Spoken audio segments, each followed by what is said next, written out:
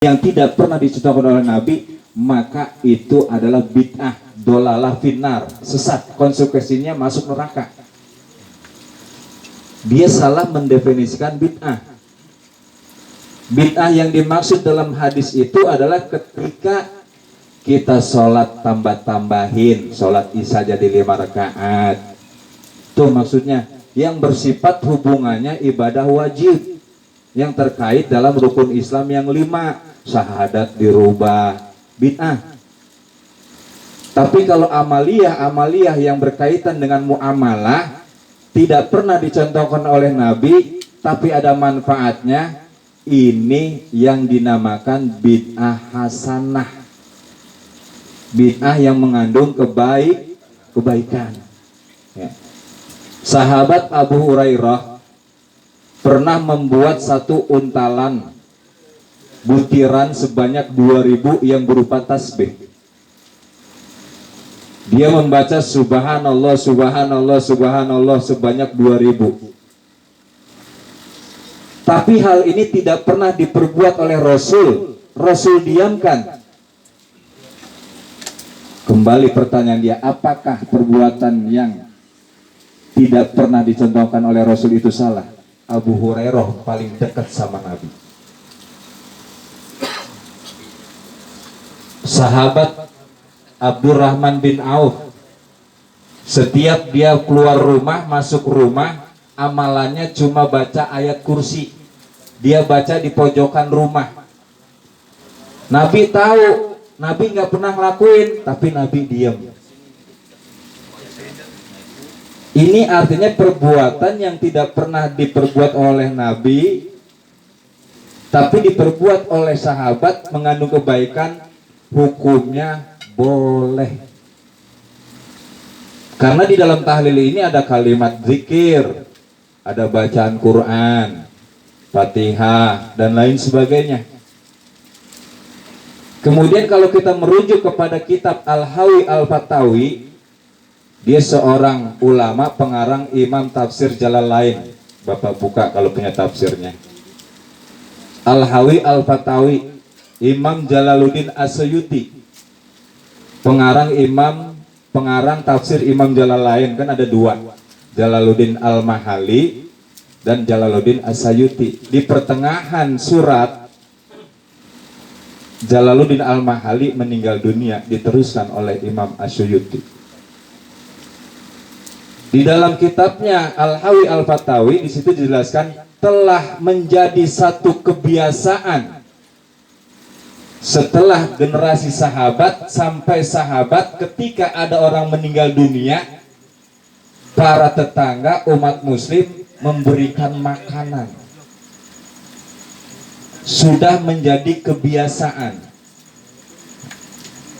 Bahkan generasi Imam Tawus, generasi tabi'in setelah sahabat, dia mengatakan bahwa baginda Rasul pernah diundang seperti ini. Tapi Rasul nggak datang, Rasul nggak ngelarang. Karena apa? Satu, pertemuan ini ada silaturahimnya. Kedua, ada bacaan Qur'annya. Yang ketiga, si keluarga musibah menyediakan makanan, nantinya ini akan menjadi sedekah untuk almarhum. Makanya kadang-kadang kalau orang anak zaman sekarang masuk pesantren itu kan bukan pesantren, paham-paham yang di luar kita nih. Ustaz, itu kenapa sih ada menyan segala? Dulu kan sering ya Pak, kalau kita masih kecil talin ada menyan, ada kembang gitu kan. Sebetulnya kalau dipahamin, orang dulu itu orang yang benar-benar taat sama guru. Dia nggak mau ngelawan, nggak mau bantah. Kenapa diadain menyan dulu nih? Ketika ngaji, baca Quran maupun kita majlis nuntut ilmu, sunnah hukumnya bau-bau harum. Zaman dulu nggak ada parfum Pak, nggak ada. Yang ada menyan yang bawa harum. Maka orang dulu di situ cerdik, tapi kadang-kadang dipahamin, diplesetin salah sama orang sekarang. Katanya asap itu nyampe ke sono dan sebagainya. Bukan. Tapi harumnya bau wangi itu adalah sunnah ketika kita membaca kalimat-kalimat Al-Quran. Imam Malik ketika ditanya suatu perkara agama, padahal dia tidak ada di rumah, dia pulang Pak ngambil jubah. Perkara agama ditanya, pulang ngambil jubah, pakai minyak wangi. Saking menjunjung tinggi nilai-nilai ilmu agama. Makanya karomah ulama dulu tuh baca bismillah bisa terbang ya itu. Kalau kita kan cuma nyepelein doang. Inilah salah satu hikmah daripada kenapa ada 7 hari. Kita harus tahu, karena bahaya sekali paham-paham seperti itu. Memang di akhir-akhir ini kalau mau tahu Pak, umat Islam ini sedang diobok-obok ya. Satu, dia masuk dalam ideologi pemahaman yang sifatnya khilafiyah ya, seperti ini tahlil, maulid ya. Dia masuk kunut subuh, orang yang kagak kunut, orang yang kunut subuh disalahin, yang kagak kunut dibenerin. Ini kalau mau tahu, ini permainan orang-orang di luar Islam sudah masuk. Makanya kita diajarkan, sudah diajarkan oleh imam-imam kita, 4 mazhab sudah jelas. Mereka berpendapat berbeda tapi tidak pernah ribut. Imam Abu Hanifah dalam sholat subuh dia tidak mewajibkan kunut, ya Pak. Imam Syafi'i sunnah muakkadah. Bahkan ada sebagian ulama Syafi'iyah. Syafi'iyah itu orang yang bermazhab Imam Syafi'i, tapi ini berpecah Pak, ya. Wajib hukumnya. Maka kalau ada yang tidak kunut dalam mazhab Syafi'iyah, itu sholatnya harus diulang. Ini ada seperti itu, ya. Tapi kita bukan masalah itu, bukan. Yang kita permasalahkan adalah ketika ada perbedaan di kalangan ulama terdahulu 4 imam mazhab, mereka nggak banteng. Imam Abu Hanifah punya murid yang namanya Syekh Abu Yusuf.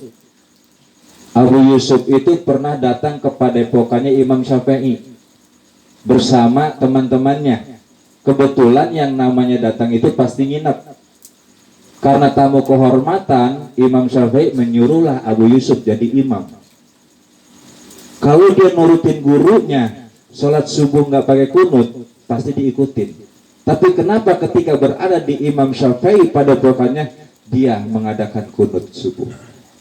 Teman-temannya nanya, wahai Tuhan, bukankah guru kita Abu Hanifah dalam sholat subuh tidak kunut, tapi kenapa Anda kunut? Saya menghormati Imam Asy-Syafi'i. Ini udah diajarin.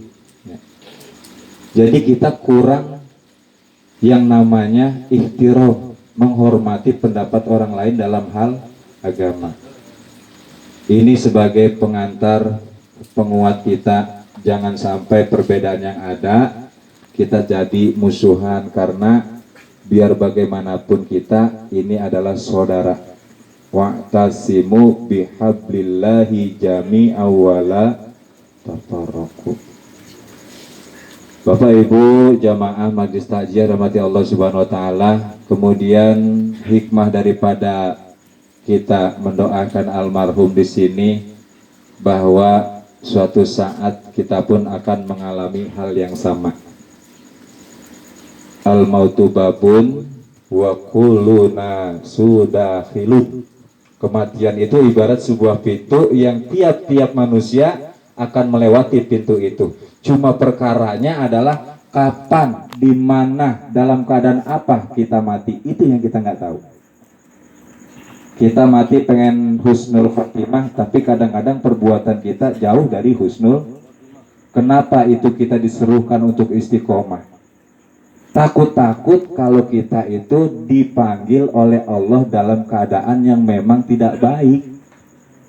Karena yang namanya mati itu tidak mengenal usia, tidak mengenal sakit. Berapa banyak di tetangga kita, saudara kita telah terjadi yang tadinya memang kita kemarin ngobrol nggak sakit sehat, malamnya meninggal, ada nggak? Ada. Fa idza jaa ajaluhum la yastakhiruna sa'ata wa la yastaq. Apabila datang ajal menjemput, tidak ada orang yang dapat memajukan dan memundurkan barang sesaat pun. Dia tidak pernah memandang usia. Kemudian kematian yang dialami oleh almarhum Dwi Setiawan, mati itu istilah bagi orang yang hidup, Pak. Istilah bagi orang yang hidup. Tapi orang yang mati meninggal dunia, almarhum Bapak Dwi Setiawan, dia nggak mati, dia hidup. Apa buktinya? Kita duduk di sini doain.